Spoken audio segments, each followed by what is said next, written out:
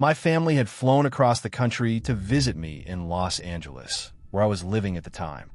Wanting to give them a nice memory, I suggested we take a trip out to Catalina Island. When we arrived, it became obvious right away. It was the off-season, late November. The air was damp and cold, and the island felt strangely empty, almost deserted except for locals and a scattering of tourists. Our first move was to ditch the luggage so we could explore freely. The place we stayed at wasn't exactly a motel, but that's the closest word for it. All of the doors opened to the outside, and the rooms were set up like little guest houses. Around 20 or 30 of them, shaped in a loose horseshoe, lining a narrow walkway. Our room sat on one of the corners, close enough to the entrance to see the street, but angled just so that the rest of the rooms stretched deeper into the secluded maze of buildings. After a full day of exploring and a late dinner, we made the cold walk back in the dark. Catalina Island is far from the mainland, and let me tell you, when it gets dark, it gets dark. My head wasn't in a good place. Depression weighed heavy on me, and the dinner conversation had only made it worse. So I pulled my black hoodie tight, shoved my hands into the pockets, and walked ahead of my parents. I told them I just needed to sleep, and I did. The heaviness of my mind made it easy. I remember drifting, already half asleep, when I heard my mother's voice, low and urgent. She whispered my name. The room had 2 beds. Their bed was closer to the door. Mine was tucked further in. I groggily rolled over, eyes adjusting to the pale sliver of moonlight sneaking through the curtains. She turned to me, and her eyes went wide. Her lips parted, confusion washing over her face. If I was in my bed, who had she been talking to? We both looked, and there he was, a hooded figure dressed head to toe in black, standing over their bed. Movies make you think someone would scream, but the truth is, what came out of my mother's throat was more primal. A low, panic sound. She said my father's name in a voice I'd never heard before, sharp and filled with dread. And that's when the figure moved. He didn't lunge. He didn't attack. Instead, he crouched. The motion was unnatural, animalistic, like he was folding himself down into the corner, retreating in some strange defensive posture. The sight of it chilled me worse than if he'd charged us. It didn't make sense. Seconds stretched thin. A moment ago, he had been looming over us in silence. Now he was crouched like some dark shape out of a nightmare. My father is a large man, ex-military. The instant he realized what was happening, everything shifted. 1 second, the figure was crouched near the bed. The next, we were bursting through the door into the night. My mother was screaming, "Get him! Get him!" My father tore down the path into the horseshoe, bellowing in a voice that carried pure rage, "I'm going to kill you!" I ran the opposite way, toward the street. My pulse hammered. When I reached the road, there was no one. No sign of him. Just the freezing silence of an empty island night. Then, I realized it had gone quiet behind me. No more shouting. I turned back. My father was walking toward me, shoulders heavy, head lowered. He came close, close enough that I could hear him murmur, almost with disbelief, "It's a kid." And he was right. The hooded intruder wasn't some violent attacker. It was a lanky teenager, probably no older than 16. He'd wandered into the wrong room, our room, the one time my parents had forgotten to lock the door. My mom had seen the outline of someone tall in a black hoodie and thought it was me, thought I'd slipped out in a depressive episode. When the boy realized his mistake, he crouched in panic, terrified of being caught. But my father's reaction had been immediate, primal. No wonder the kid ran. By the time I got back to the room, my mother was hugging him. The boy was sobbing uncontrollably, face buried in his sleeves, body shaking.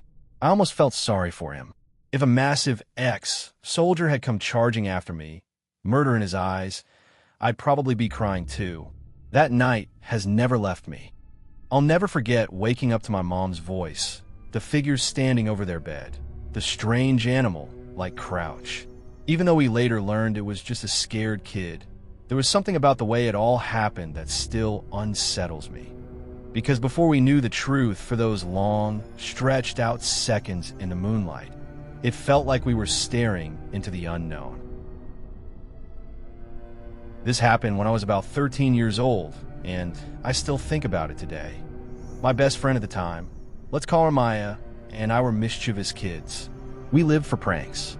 We'd spend summer afternoons climbing neighbors' trees, building rope pulleys so we could sneak water balloons to the top without being seen, waiting for the right moment to drop them on the neighborhood boys below. Sometimes we'd even push things a little too far, not to hurt anyone, but to feel the rush of doing something just dangerous enough. One summer night, Maya came over for a sleepover. We gorged on candy, giggled about crushes, and when the sugar rush peaked around 1 in the morning, we were far too wired to sleep. That's when we got the idea. We should sneak out, walk over to our friend Lila's house, and toilet paper the giant tree in her yard. For anyone who doesn't know, TPing means throwing rolls of toilet paper all over a tree or a house. It's dumb, harmless, and at 13 it felt like the funniest, most rebellious thing in the world. So we stuffed purses full of toilet paper, laced up our sneakers, and tiptoed out the back door. The night was warm, and we wore tank tops and pajama shorts, whispering as we made our way through the quiet neighborhood. Lila's house was just under a mile away. Half the walk was through residential streets. The other half was along a long, lonely stretch of road that bordered a golf course. At that age, we weren't afraid. Our town was one of the safest in the country. People didn't even lock their doors sometimes.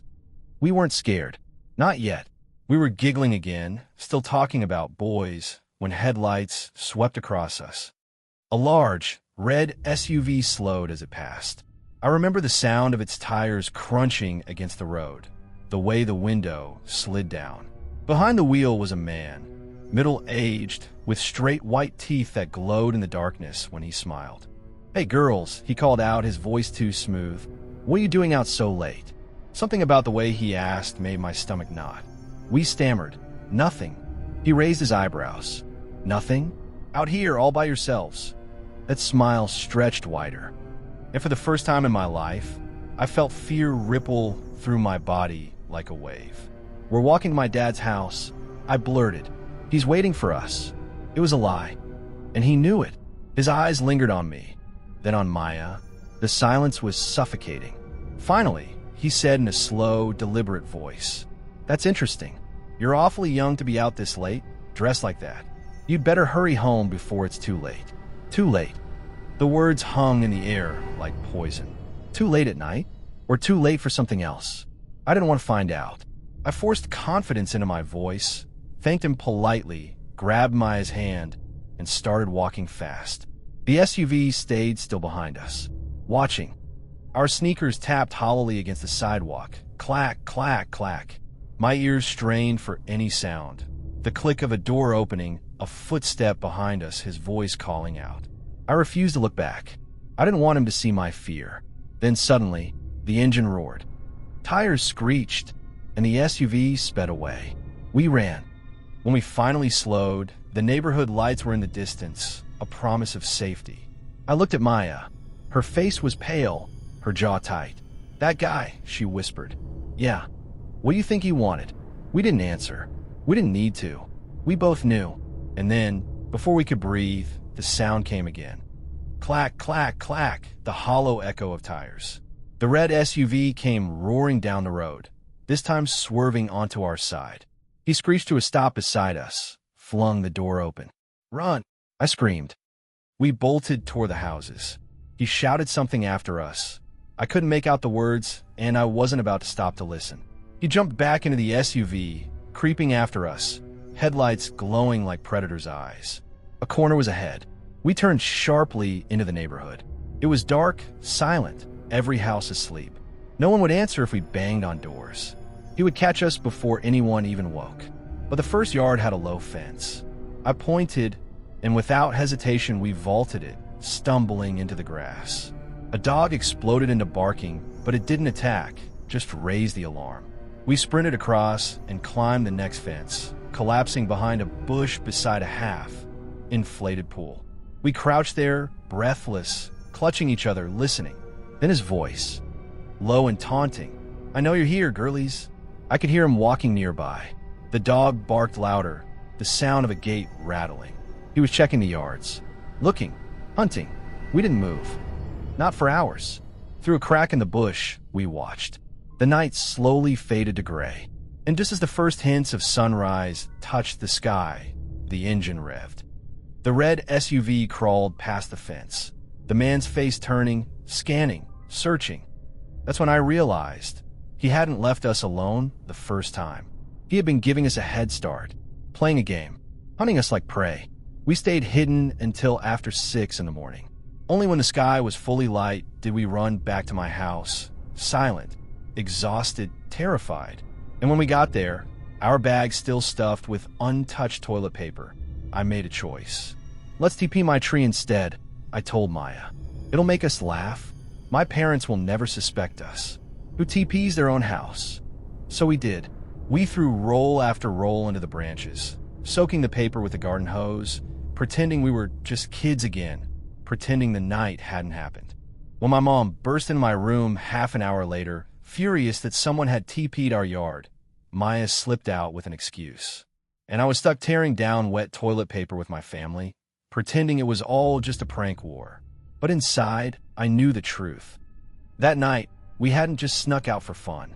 We had been hunted, and if we had made one wrong move or slowed down for even a moment, I don't think I'd be here to tell the story. This happened when my son was just 4 years old, and I am convinced that he saved my life. I was 22 at the time, a single mom living in Milwaukee. If you know the city, you know it's a place of extremes. There are beautiful neighborhoods, busy downtown streets, lakeside festivals. Yet at the same time, it's also one of the most segregated cities in the country, with pockets of deep poverty, gangs, and violence. My apartment sat in between worlds, not the hood, but far from nice. It was a ground floor place off of Main Street. The parking was in the back alley. The front door faced the street, and there was a narrow walkway between my building and the one next door that led to my side door. It was a Saturday afternoon, cold groceries sweating in bags. My son in his booster seat behind me.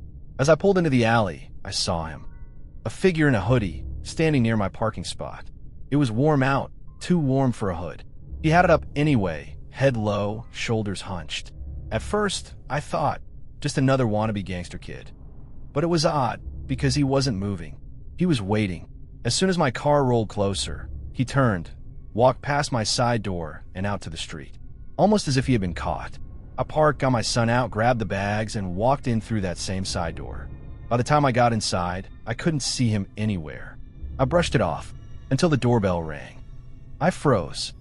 I wasn't expecting anyone, and even before I opened it, I knew who it was. I cracked the front door, and there he stood. Same hood up, same blank stare. A boy 16 maybe. His smile wasn't friendly. It was too wide, showing off a fake gold grill dotted with cheap rhinestones. The kind of smile that doesn't reach the eyes. I regretted opening the door instantly, but I was caught. I muttered. He just stood there, watching me. Then I noticed movement over his shoulder. Another boy in a hoodie, pacing back and forth on the sidewalk, keeping watch. My chest tightened. This was wrong. All wrong. And then my son appeared at my side. He poked his little head from behind me, shyly staring at the boy. The hooded kid's eyes flicked down to him. He lingered there for several seconds, then looked back at me. Yo, he said. Is Daniel around? I swallowed. I don't know who that is. Maybe try next door. I gestured weakly to my neighbor's unit. You sure? He pressed. Yeah, sorry. He turned, walked off, his friend trailing him. Not even glancing at the neighbor's door I had pointed out. The whole thing left a sour pit in my stomach. Something was off. Minutes later, my boyfriend Eli arrived. He drove an old Jeep Cherokee he always parked out front. I felt relief seeing him, until he went outside to grab something from the car and came back pale. The Jeep was gone, stolen, broad daylight, from the main street. We called the cops, filed the report, and I made sure to describe the 2 hoodie kids who had come to my door. It felt important, though at the time, I didn't know why. 2 days passed. Then a detective from downtown called. They'd found Eli's Jeep. The ignition was trashed, but otherwise intact. He asked me to come in for a lineup. It felt strange. A lineup for a stolen car? But I went. At the precinct, the process felt unusual.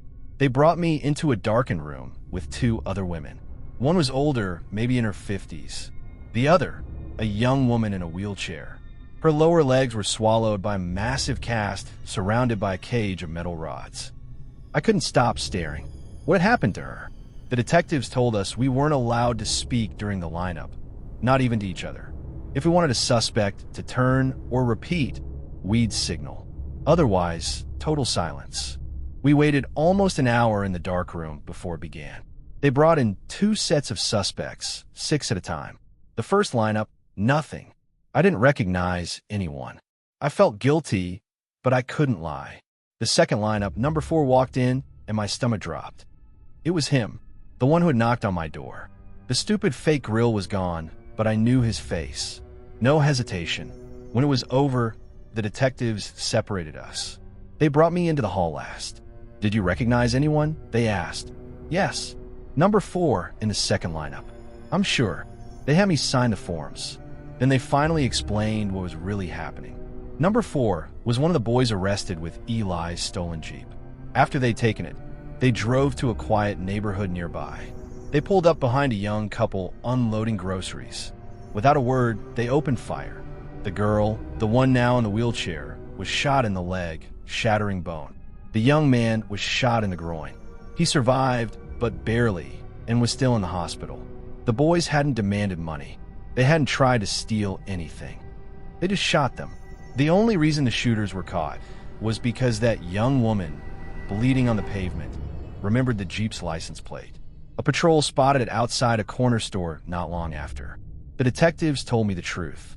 They believed I had been the original target.